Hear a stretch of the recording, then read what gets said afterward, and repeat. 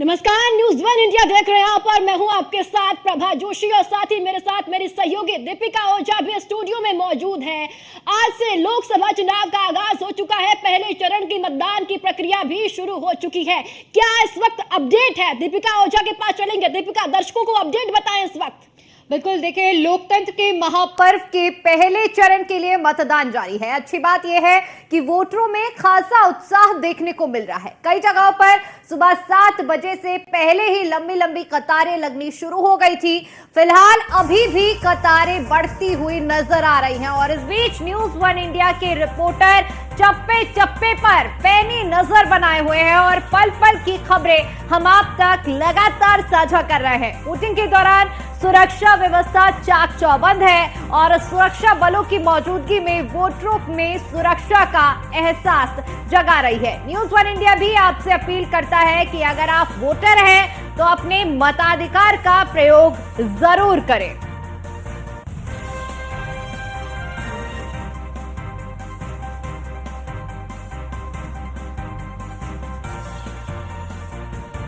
और चले इसी बीच बड़ी खबर सहारनपुर से आ रही है, जहां बूथ नंबर 117 पर ईवीएम खराब हो गई है। जी हां, वोट डालने में मतदाताओं को परेशानी हो रही है। रामपुर में भी बूथ नंबर में 118 पर ईवीएम मशीन खराब है, जहां मतदाताओं को अब वोट डालने में परेशानी हो रही है। सहारनपुर से इस वक्त की बड़ी खबर, जहां मतदाता लगातार मतदान केंद्रों में मत प्रयोग करने के लिए पहुंच रहे हैं। लेकिन इस वक्त ये बड़ी खबर आपको बताते चले कि सहारनपुर के बूथ नंबर 117 पर ईवीएम मशीन खराब होने की सूचना मिली है। वोट डालने में अब मतदाताओं को परेशानी हो रही है। साथ ही साथ रामपुर से भी यही जानकारी मिल रही है कि बूथ नंबर 118 पर मशीन खराब है और यहां पर भी मतदाताओं को अब वोट डालने में परेशानी हो रही है। अब आपको बताते चले कि अब मशीनों को बदला जाएगा, जिसके बाद अब मतदाता अपने मतदान का प्रयोग कर सकेंगे, क्योंकि अब मतदाताओं को वोट डालने में परेशानी हो रही है। तो रामपुर और सहारनपुर से यह बड़ी खबर है, जहां पर ईवीएम मशीन खराब होने की खबर सामने आ रही है। और साथ ही साथ आपको बताते चले कि मतदाता अब बड़े ही उत्साह के साथ मतदान केंद्रों में पहुंच रहे हैं, लेकिन यहां 2 बूथों पर मशीन खराब होने की जानकारी मिल रही है। रामपुर में भी बूथ नंबर 118 पर ईवीएम मशीन खराब हो गई है, जहां ये जानकारी मिल रही है। और साथ ही सहारनपुर की बात करें तो सहारनपुर बूथ नंबर 117 पर ईवीएम मशीन खराब होने की जानकारी मिली है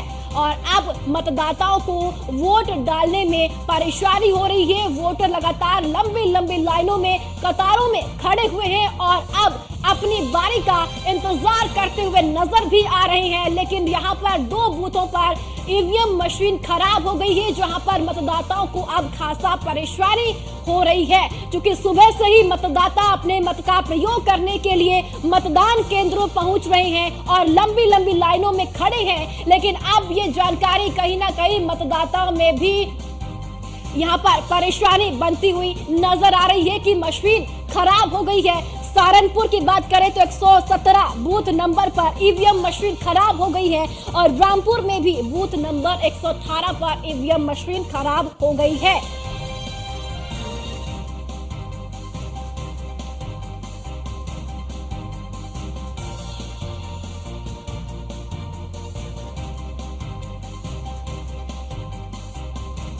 और चलिए, तमाम लोकसभा सीटों से चप्पे चप्पे पर हमारे रिपोर्टर्स मौजूद हैं और तस्वीरें आपके साथ साझा कर रहे हैं। हमारे साथ विनीत शर्मा सहारनपुर से हैं, अर्चना गुप्ता रामपुर से हैं और अतुल शर्मा संवाददाता हमारे साथ मुजफ्फरनगर से हैं और अमित मिश्रा हमारे साथ पीलीभीत से हैं।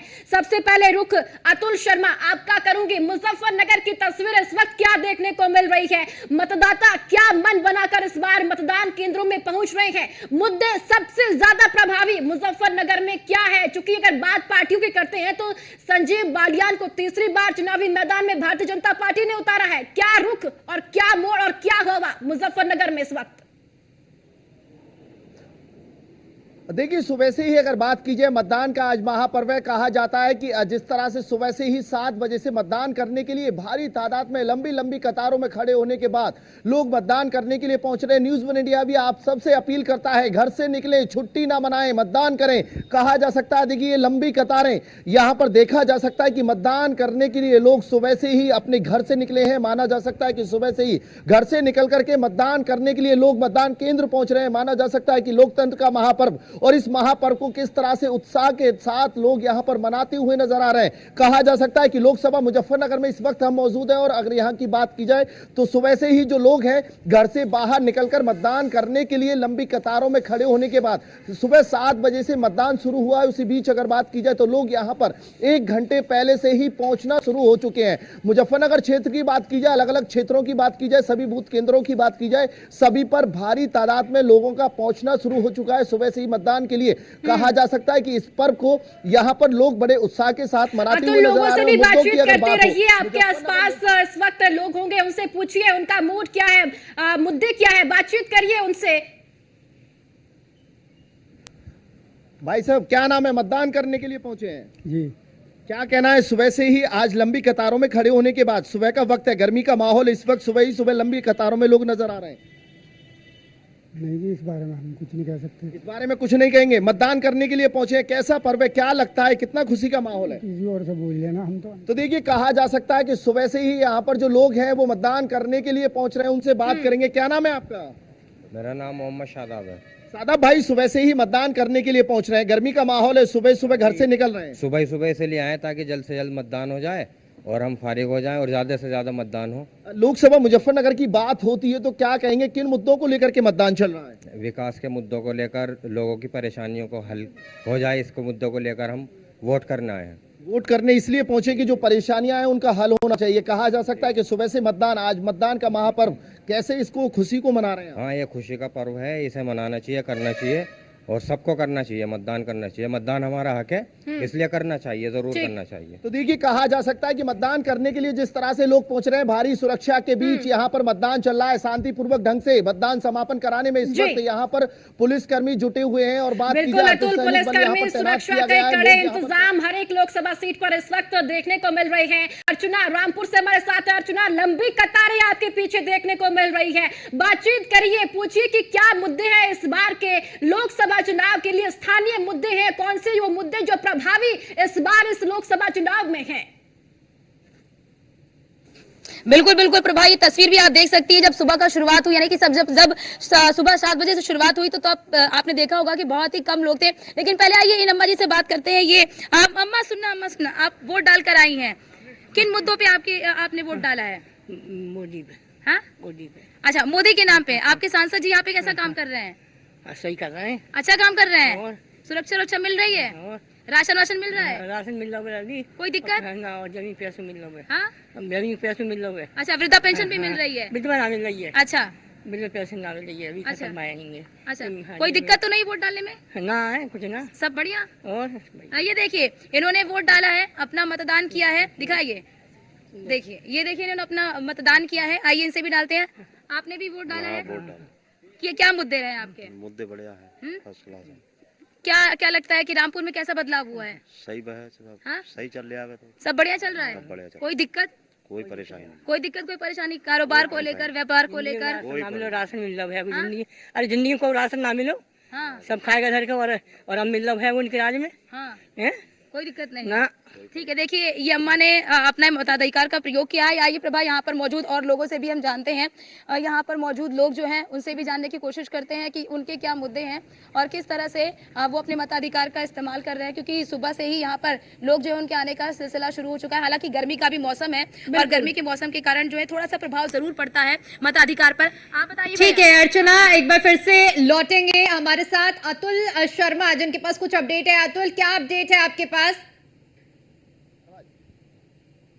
देखिए, कहा जा सकता है कि सुबह से ही जिस तरह से मतदान करने के लोग पहुंचे हैं, यहाँ पर एक बुजुर्ग दादी है, उनसे बात करने का प्रयास करेंगे। जिस तरह से मतदान किया है, कहा जा सकता है कि मतदान का महापर्व, और उसी बीच अगर बात की जाए तो यहाँ पर जो दादी हैं वो मतदान करने के लिए पहुंची हैं। दादी, क्या नाम है?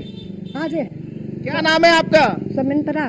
मतदान करने के लिए पहुंची है, सुबह सुबह मतदान किया आपने?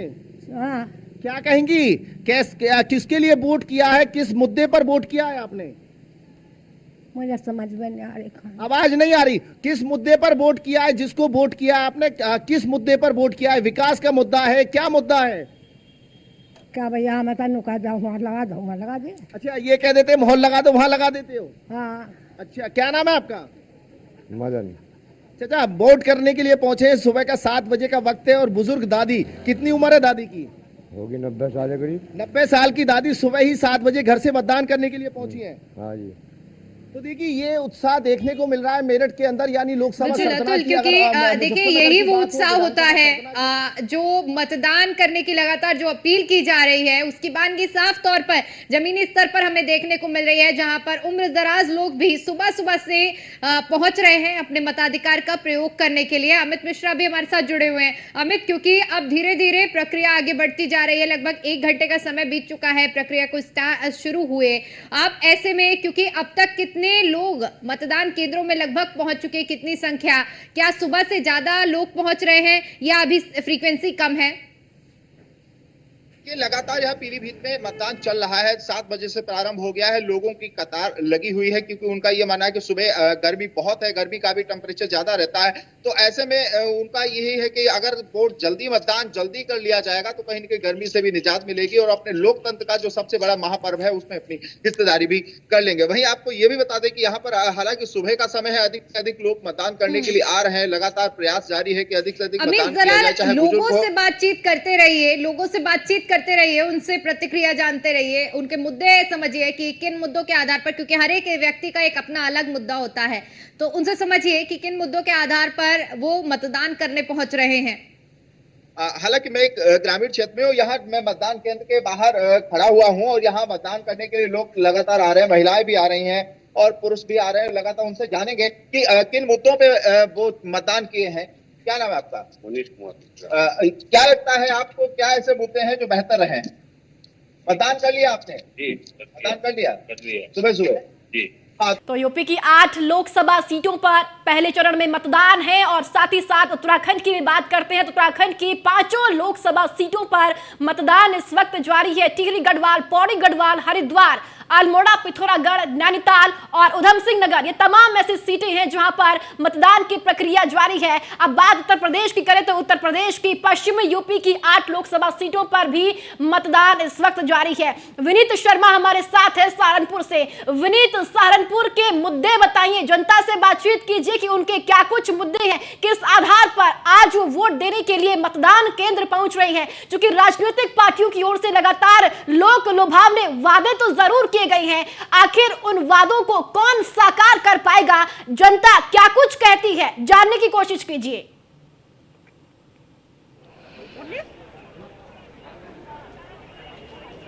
बिल्कुल, देखिए निश्चित तौर पर सहारनपुर में सुबह 7 बजे से लगातार जो है मतदाता घर से बाहर निकल रहे हैं, मतदान स्थल पर पहुंच रहे हैं और अपना वोट का प्रयोग कर रहे हैं। फिलहाल मैं सहारनपुर के जेविजन डिग्री कॉलेज में यहाँ पर मौजूद हूँ और यहाँ पर जो है लगातार लोग यहाँ पर आ रहे हैं, चाहे वो बुजुर्ग हों, युवा हों, तमाम लोग अपने मताधिकार का प्रयोग कर रहे हैं और कुछ लोगों से बात करने की कोशिश करेंगे कि आखिर किन मुद्दों को लेकर आज वो यहाँ पर वोट कर रहे हैं, अपने मताधिकार का प्रयोग कर रहे हैं। चूँकि जब चुनाव होता है तो मैं फिलहाल आप युवा यहाँ पर हैं और किस तरीके से अपना जो वोट करने आइए, किन मुद्दों को लेकर आते हैं? मैं सबसे एम्प्लॉयमेंट के तो एक किस तरह का हमारे सांसद की तरह के होने चाहिए, क्या ये भी मन में ख्याल था, क्या क्या डेवलप होना चाहिए सांसद में? डेवलपमेंट तो वैसे भी काफ़ी हुआ है और आगे भी होगा, जैसे रोड्स कितनी अच्छी हो गई है, इंफ्रास्ट्रक्चर कितना अच्छा है, कहीं जाओ कितनी सुंदर लगता है, साफ़ सफाई है पहली बात, और भी इनमें और इम्प्रूवमेंट होगा। एक मुद्दा उठता है महिला सुरक्षा को लेके, है कई बार पहले माहौल अलग था, आज का माहौल बिल्कुल अलग हो गया, तो क्या मानती हैं आप? महिला सुरक्षा में इम्प्रूवमेंट है, और भी ज़रूरत है थोड़ी, पर हाँ काफ़ी है, मैं इसको मानती हूँ। आपने भी वोट किया है? हाँ जी। पहला वोट है आपका? नहीं, दूसरा वोट है। तो किन मुद्दों को लेकर आप यहाँ आए हैं? पहले तो एम्प्लॉयमेंट ही है, सबसे बड़ा तो एम्प्लॉयमेंट है, और सरकार जितना अच्छा काम करेगी, बच्चों को रोज़गार देगी, उतना ही अच्छा होगा हमारे लिए। ठीक है, कुछ बुजुर्ग भी मेरे साथ यहाँ पर हैं और जो यहाँ पर अपने वोट का, उन्होंने अपना वोट यहाँ पर डाला है और आप दिखाएंगे आपने वोट, तो वोट यहाँ पर डाला है और आप देख सकते हैं चलने में दिक्कत है, लेकिन उसके बावजूद भी कहीं ना कहीं जो उत्साह है वो यहाँ पर बना हुआ है। आपने वोट किया? हाँ, हम वोट कर दिया। किन मुद्दों को लेकर आप ये वोट डालने आए हैं? मैं देश की तरक्की के लिए और देश की उन्नति के लिए हम कर रहे हैं वोट। सहारनपुर में किस तरह के मुद्दे हावी हैं? सहारनपुर में भी यही है, जो भाईचारे का और का कुछ लोग ऐसे हैं जो उसको काटने वाले हैं, उसको उनको छोड़ करके, उनको हटा करके, उनका वो करके हम आगे बढ़ना चाहते हैं। आप बताइए, आपने किस तरह आपने वोट किया यहाँ पे, तो किस तरह के मुद्दे हावी हैं सहारनपुर में? सड़कों की बात करें, बिजली पानी की बात करें, उसके अलावा किस तरह के मुद्दे यहाँ पर सहारनपुर में? सहारनपुर में अपने मुद्दे तो अपनी जगह हैं, जैसे यहाँ बाईपास होना चाहिए या फिर बस स्टैंड होना चाहिए, और यूनिवर्सिटी का जो है यानी कि पूर्ण होनी चाहिए। लेकिन ये जो है ये देश के लिए यानी कि डाली जा रही है, देश की अस्मिता के लिए, देश की रक्षा के लिए, और जो है ताकि विनीत देखिए, जो तमाम मुद्दों को लेकर जो जनता है और जो वोटर हैं वो पहुंच रहे हैं मतदान केंद्रों में, अपने मताधिकार का प्रयोग कर रहे हैं। अतुल, अगर बात मुजफ्फरनगर की जाए तो क्योंकि मुजफ्फरनगर का जो समीकरण इस बार बैठा हुआ है और लगातार हमको देखने को मिला है कि इसका कुछ विरोध भी किया गया, माहौल बनाने की कोशिश की गई, और आप जब चुनावी तारीख नजदीक है, आज जब मतदान हो रहा है, ऐसे में इसको लेकर क्या कुछ सुगबुगाहट है? देखिए, कहा जा सकता है कि पश्चिम उत्तर प्रदेश की अगर मेरठ की बात होती है, मुजफ्फरनगर सीट की बात होती है, लोकसभा सीट मुजफ्फरनगर की बात होती है, तो कहीं ना कहीं सरगर्मी बढ़ती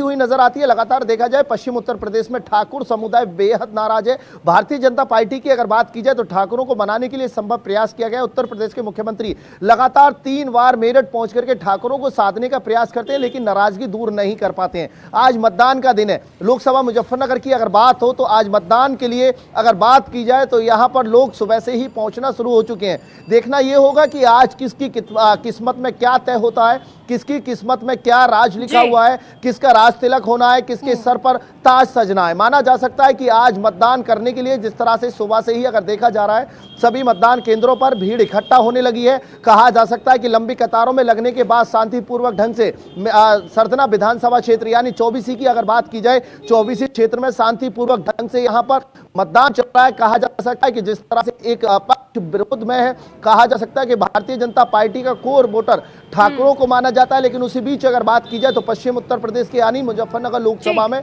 जिस तरह से विरोध देखने को मिल रहा है, कहा जा सकता है कि जो लोग हैं बेहद नाराज है और वो नाराजगी साफ तौर पर जाहिर हो रही है। और उसी के साथ अगर बात की जाए तो सुबह से ही लंबी कतारों में लगने के बाद यहाँ पर लोग मतदान करने के लिए पहुंच रहे हैं। कहा जा सकता है कि जो मुद्दे हैं, विकास का मुद्दा और आप सभी का बहुत बहुत शुक्रिया महत्वपूर्ण जानकारी और तस्वीरें साझा करने के लिए। और अब आपको हमारे संवाददाता रामपुर से फहीम खान की एक रिपोर्ट दिखाते हैं। इस वक्त आप देख सकते हैं मेरी मौजूदगी ग्राम रजानगर में है, जो तहसील सुवार का ये गांव है। तहसील मुख्यालय से इसकी दूरी कम से कम 15 किलोमीटर और जिला मुख्यालय से इसकी दूरी 45 किलोमीटर बनती है। आप देख सकते हैं ये गांव है रजानगर, और रजानगर में मोहिबुल्ला नदवी जो है, जो सपा प्रत्याशी हैं, उनका ये गांव है। यहीं वो वोट डालेंगे और वोट डालने के बाद वो फिर निकलेंगे। इस टाइम जो मेरे साथ मौजूद है मोहिबुल्ला नदवी के भाई हैं। क्या लग रहा है इस बार भाई? इस बार गठबंधन की सरकार बनने जा रही है। और ये अब मैं ये तो नहीं कहूंगा कहाँ वोट डालना है इनको, कहाँ नहीं डालना है, लेकिन ये जो आप देख रहे हैं बहुत जोश है, ये जोश है। और ये जो जोश है ना, ये बता रहा है कि मतदान की जो प्रतिशत है वो बहुत ज्यादा होगी। और आप लोगों को जानकारी ना हो तो मैं बता दूं कि जिला निर्वाचन अधिकारी, जिलाधिकारी ने कहा है कि कोई भी फोर्स का इंसान ना आपकी आईडी चेक करेगा और ना आपका वोटर कार्ड चेक करेगा।